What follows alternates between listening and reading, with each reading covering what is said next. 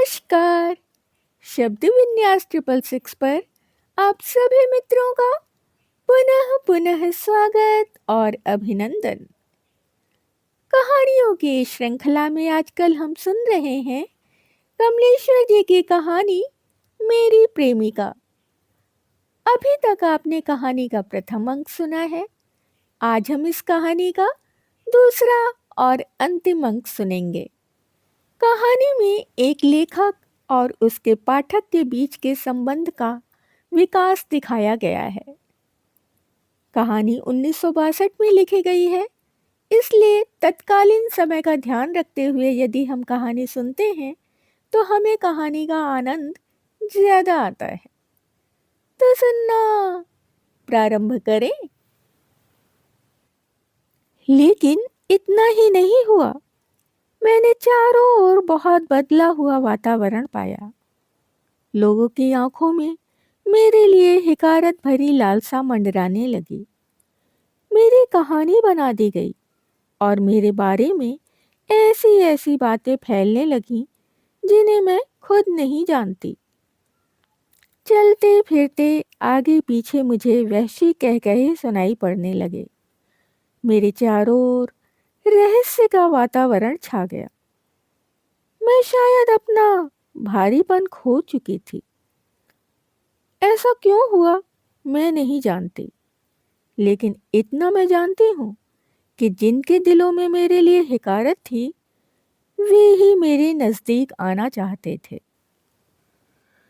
यह सब हुआ। मैं बहुत परेशान हो गई। मेरा चैन मुझसे छिन गया। मैं क्या थी और क्या बना दी गई, यह सोच सोच कर मैं व्याकुल हो जाती थी। आखिर मैंने घबराकर शादी कर ली और मैं कर ही क्या सकती थी। यह उस समय समझ के बाहर था। यह मेरे जीवन की कितनी भयानक विडंबना थी कि जहां से मैं टूटी वहीं फिर जुड़ गई। मैंने एक लेखक से शादी की क्योंकि मन के परतों के भीतर, बहुत भीतर, जो एक तस्वीर बन चुकी थी वह किसी लेखक की ही थी। लेकिन यह शादी करना मेरे जीवन का सबसे बड़ा अभिशाप बन गया। अधिकारहीन पुरुष बेहद शालीन और कोमल होता है, पर अधिकार प्राप्त करते ही वह भयानक और बर्बर हो जाता है। मेरा हंसना बोलना दूभर हो गया। शौकों के सर्प फन उठाकर मेरे चारों ओर खड़े हो गए और अब इन सर्पदंशों से मैं काली पड़ गई हूँ। मेरे शरीर की जानी अनजानी जगहों पर नील पड़े हुए हैं। अब तुमसे क्या छुपाना, ये मुझे बहुत मारते हैं और ऐसी बातें कहते हैं जिन्हें कहते हुए स्वयं उनके पुरुषत्व को ला जानी चाहिए। मुझे यह पता नहीं था कि देवदत्त इनके अभिन्न मित्र हैं, पर जो कुछ हुआ वह हुआ। क्या पुरुष इतने शक्की होते हैं इस हद तक कि अपनी आंखों और अपने पर भी विश्वास ना कर पाए? अभी मैं अस्पताल से दिखाकर लौटी हूँ। कोई भीतरी चोट लगी है और डॉक्टर ने भर्ती हो जाने की सलाह दी है। जरूरी सामान मैंने ठीक कर लिया है, कल अस्पताल चली जाऊंगी। पता नहीं कितने दिन वहां रुकना पड़े। बचकर आती हूँ या नहीं यह भी पता नहीं, पर मैं इतनी आसानी से नहीं मरना चाहती, और जो मरना नहीं चाहता वह मर भी नहीं सकता। बताओ मैं क्यों मरूं? मैंने ऐसा क्या किया है कि मर जाऊं? अब तो जिंदा रहने की तमन्ना और बढ़ती जाती है। तुम अपने नारी पात्रों को मारा मत करो। जिंदगी की चाह रखने वाली औरतों को विष मत पिलाओ। उनके जीवन को खंडित मत करो, उन्हें गुमराह मत करो। जिंदगी की सारी अच्छाइयाँ जीने से ही मिलती हैं, मरने पर क्या मिलेगा? मेरी इतनी बात मानना। कमर और पेड़ों में सख्त दर्द है। उफ, यह दर्द बड़ा भयानक है, सहा नहीं जाता। अच्छा, तुम्हारी शांता। इस पत्र के बाद वह अस्पताल चली गई थी। अस्पताल से एक नन्हा सा पुर्जा उसने लिखा था। मैं चाहता था कि उसे देख आऊं, पर जिन शकों और शंकाओं के बीच वह अस्पताल में पड़ी थी, उनका विचार करके मेरा जाना उसकी समस्याओं को और जटिल बना देता। बड़े हल्के फुल्के ढंग से उसने खत लिखा था। लेखक, आज 1.5 महीने से यहाँ पड़ी हूँ। एक के बाद एक न जाने कितनी उलझनें शरीर में पैदा होती गईं। रीढ़ की हड्डी पर चोट आई थी और महीने भर खून आता रहा। अब बिस्तर पर उठकर बैठ जाती हूँ, तकिए के सहारे। पढ़ने का बहुत वक्त मिल गया। मेरे वार्ड की मेट्रन बड़ी दिलचस्प औरत है। कहती है, आदमी गुब्बारा होता है, जल्दी फूलता और जल्दी ही पिचकता है, उसमें हवा भरते रहना चाहिए। सुनकर बहुत हंसी आई। और एक बात बताऊं, अस्पताल के लिए चलते समय सब संबंध समाप्त करके चली थी। सब मैंने अपने आप ही किया था। इनसे बात तक नहीं हुई थी, न वह करना चाहते थे। 1.5 महीने के अरसे में उन्होंने मेरी कोई खबर नहीं ली। मुझे बिल्कुल बुरा नहीं लगा। पर आज सहसा मेरे कमरे के दरवाजे पर सुबह ही वो दिखाई दिए। बहुत संकोच से उन्होंने एक आध बात पूछी और कहने लगे, इधर टहलने आया था, सोचा तुम्हें देखता चलूं।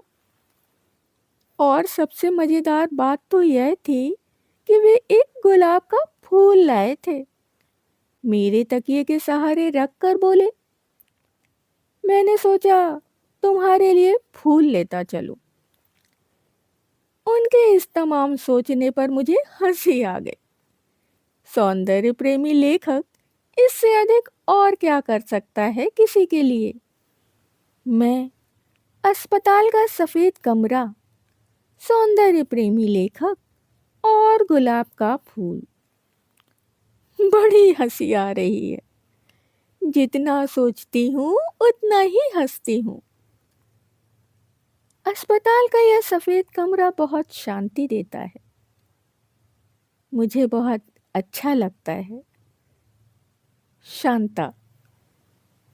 इसके कई महीने बाद तक मुझे उसका पत्र नहीं मिला। पता ही नहीं लगा कि वह कैसी है। इस बीच एक प्रकाशक के यहाँ अचानक सुप्रकाश से भेंट हुई। शांता की कुछ पुरानी बातें हुई। अब वह कैसी है, इसका पता सुप्रकाश को भी नहीं था।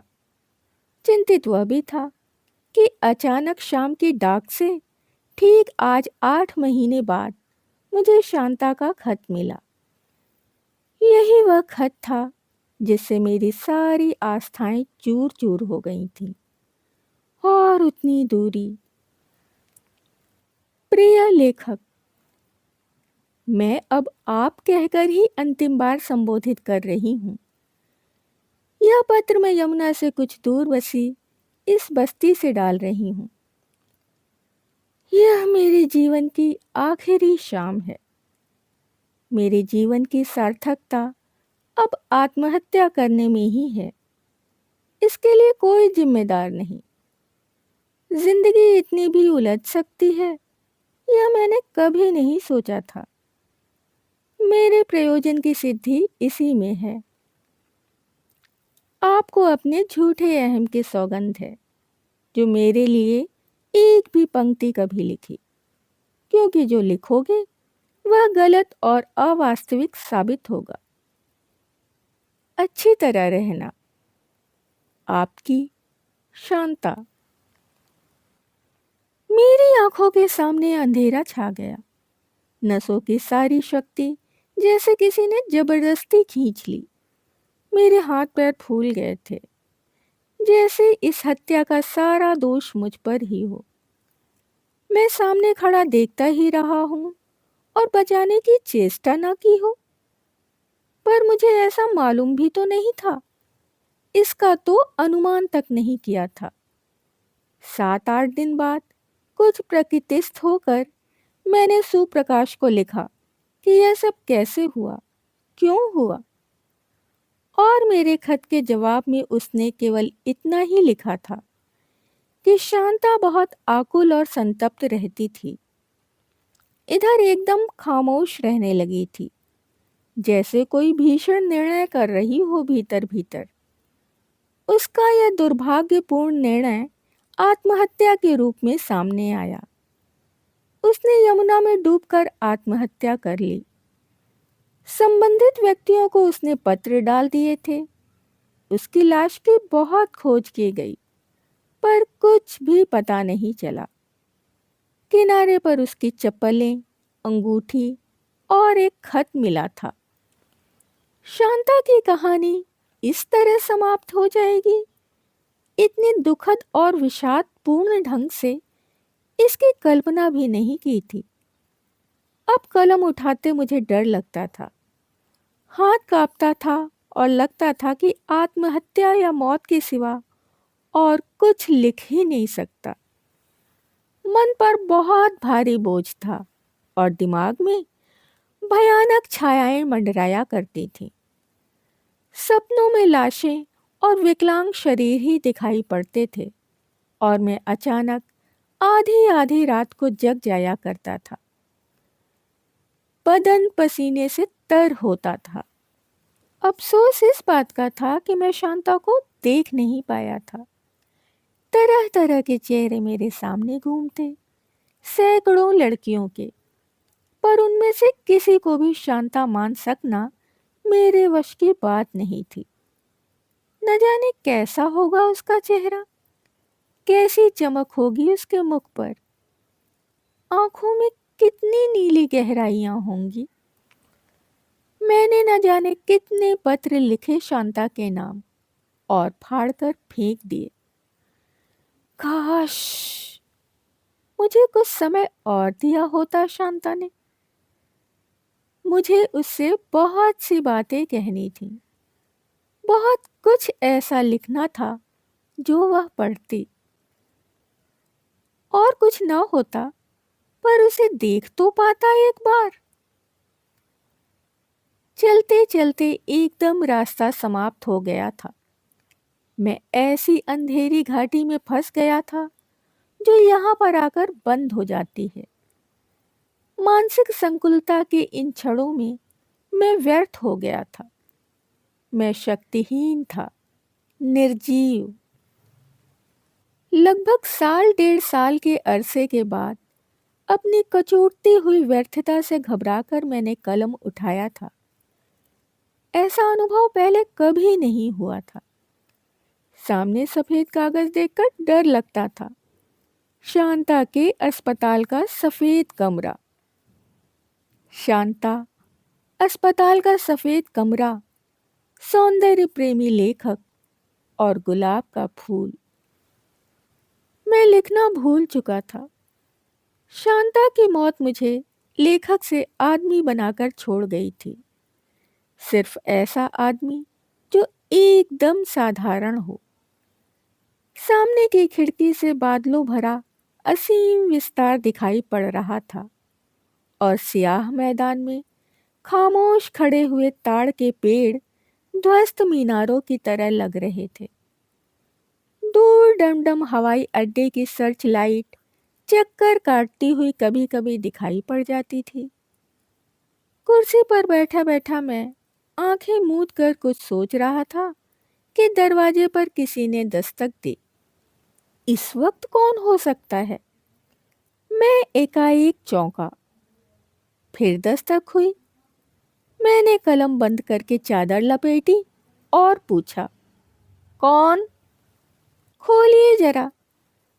किसी स्त्री का स्वर था। एक क्षण के लिए मैं असमंजस में पड़ गया। मेरे जैसे एकाकी व्यक्ति के पास रात के 11 बजे कोई महिला किस कार्य से आ सकती है? आखिर मैंने बत्ती जलाकर दरवाजा खोला। एक महिला शॉल लपेटे खड़ी थी। बत्ती की रोशनी उसके चेहरे पर नहीं पड़ रही थी, इसलिए मैं देख नहीं पा रहा था। मैंने बड़ी शालीनता से पूछा, आप किससे मिलना चाहती हैं? मैं बड़े गलत वक्त पर आ गई हूँ। मिलना आपसे ही है, उसने कहा। मैं उसे साथ अंदर ले आया और कॉटेज की सब रोशनियां जला दी। कमरे का दरवाजा और खिड़कियां भी खोल दी। मेरे संकोच और सतर्कता को भांपकर वह कुछ मुस्कुराई। मेज पर कागज और कलम देखकर उसने बड़ी शालीनता से कहा, आपको बुरे वक्त पर परेशान किया। शायद लिख रहे थे कुछ? नहीं नहीं, ऐसी तो कोई बात नहीं। लिखना लिखाना तो इधर कुछ हो ही नहीं पाता। आप कतई संकोच में ना पड़ें। मैंने कागज समेट कर रख दिए। हाँ, इधर आपकी कोई नई कहानी देखने में भी नहीं आई। लिखना बंद कर दिया है क्या? उसका यह पूछना मुझे महज औपचारिक बात लगी। मैं बात टाल जाना चाहता था और चाहता था कि वह अपने मतलब की बात पर शीघ्र ही आ जाए। आपने मुझे पहचाना? उसने आंखें बड़ी बड़ी करके पूछा। नहीं नहीं, मैंने कहा।